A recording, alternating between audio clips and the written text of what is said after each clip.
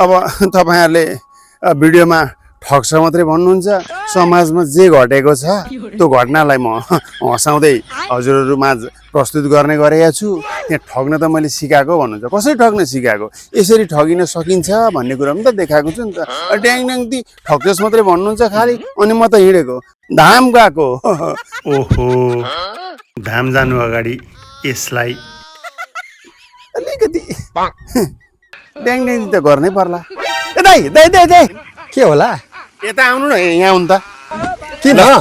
ओम नमः शिवाय भन्नु बिहान बिहान उठेर ओम्ने चाहिँ 108 चोटि भनिसक्यो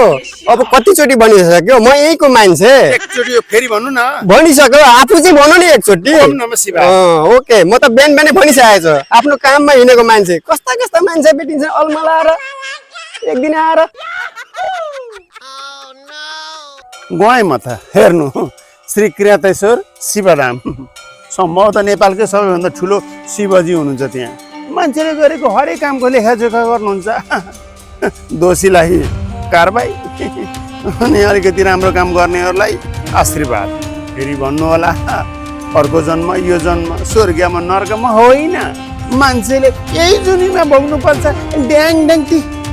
गएँ म त